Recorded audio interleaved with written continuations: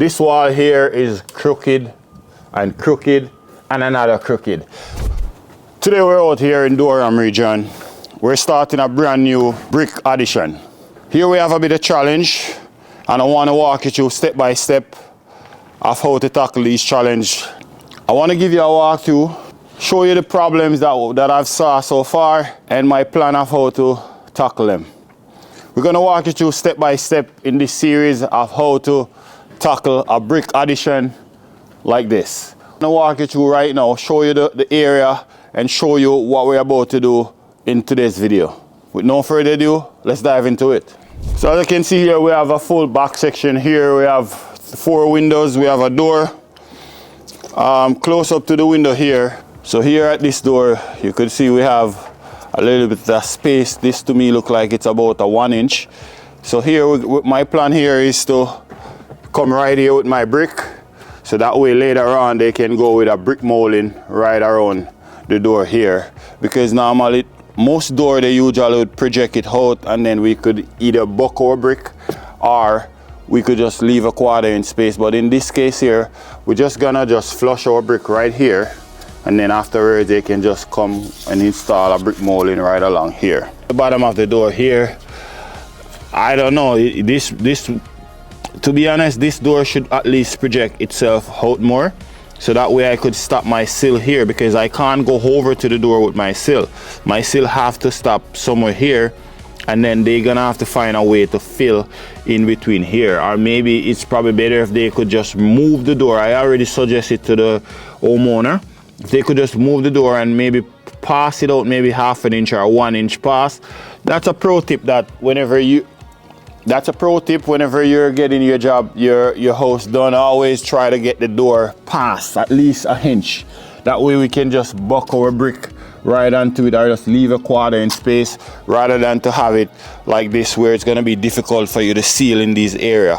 But again, the door can move, but for now my plan is to stop the brick here. So that means if they ever decide to move the door out, it's still fine because the space is right there and they could just install a brick molding and fill that gap right there. So yeah, that's one thing for this, but we have even a bigger problem. Keep watching, we're going to show you that coming up. And also, if you have a different way how you would tackle this, I want you to go ahead and leave them down in the comment section. I want you guys to engage with me. I want to hear you in the comment, and I want to know where you're watching from and where in the world. Comment down in the bottom there, let us know where you're watching from. Moving around this side, over here gonna be a little bit of challenge, because as you can see here, the space is extremely tight. We don't have much working space here. We probably have like 2 feet, maybe even less than 2 feet. So we're gonna have to figure out a way how we're gonna tackle a tight space like this. This is gonna be an interesting video to see how we're gonna tackle a space like this.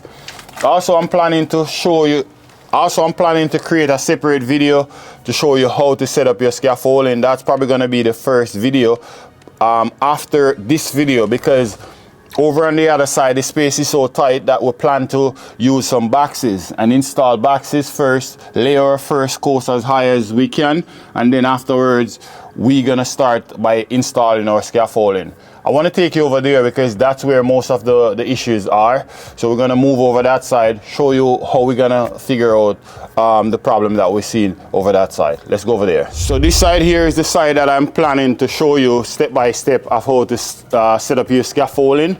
But for now, as you see, the space is a little bit tight, and usually when it's this tight like this, we normally install some box just like you see we have here. We secure our box nicely. We try to make sure that they're nice and level.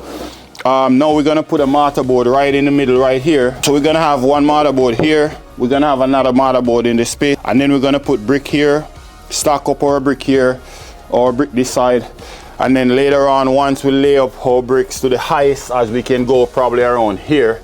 So we're probably gonna lay it to around maybe somewhere here or even here, and that's when we're gonna install our scaffolding.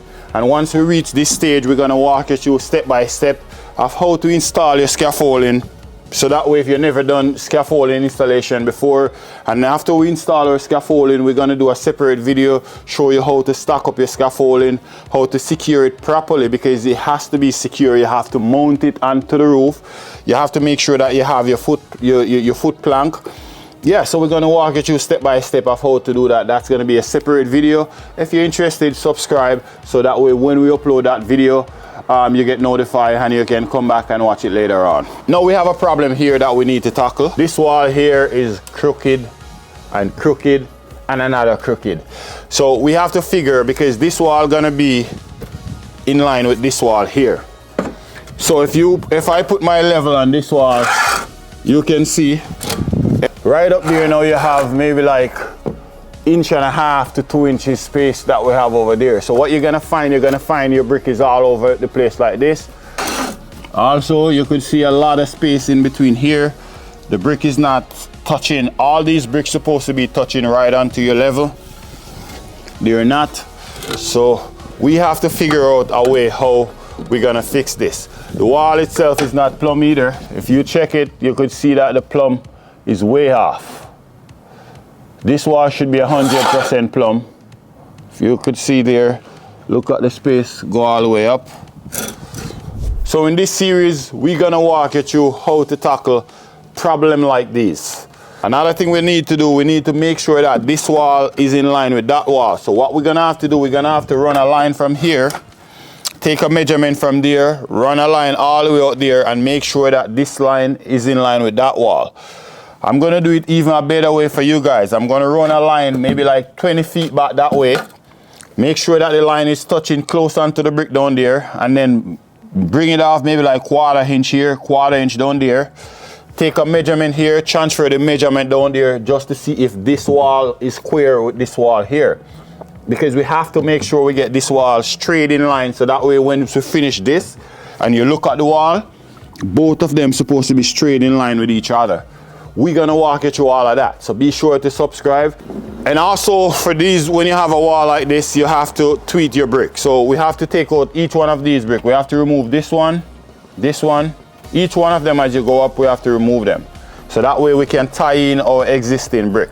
So we're gonna leave the full brick. We have to cut these ones out, just the half ones, as we go all the way up. This one, because it's already, you could see it started to project out, so we might gonna have to remove this. And we have to also do a color match, because if you see the color of the joint is different, so we have to try to match it to the closest we can get it. So I'm gonna get a sample piece of, and then we're gonna try to mix the mortar, measure it, so that way once we get the color, we can continue to use the same ratio that we're using in the mortar to try and maintain the color to go right around. It's gonna be a separate video as well, how to mix your mortar to match the existing brick joint. A lot of people would like to know that, so we're gonna do that. I'm trying to improve by doing better for you guys, even though sometimes it's very difficult for me because I'm working and also recording as well. But I'm trying to break down the video as much as I can, so that way you guys can learn. That's my goal, is to teach and make sure that the word spread. You know, someone who interested to come into the trade can learn and find my video very helpful. So now I come to consideration with myself, and I decide to break the video down as much as I possible, like a 5-year-old can learn. And by doing that, we're gonna separate the video in different sections. So we're gonna have stage 1, stage 2, stage 3 of how to do everything, so that way it's easier for you guys to learn. And if you have any renovation need, whether brick, renovation, basement, bathroom, kitchen, go check out us at 1kb.com and book a free consultation. We got you. Now we're servicing the Durham region. So if you're located in that area, come on out somewhere. Right now we book for 6 different jobs in Durham, so we're gonna be around Durham region for a while. So if you're in that area, come and check out us. I've been talking more than 10 minutes already, but that's it for now. We're gonna start the action and show you what we're gonna get out of this project.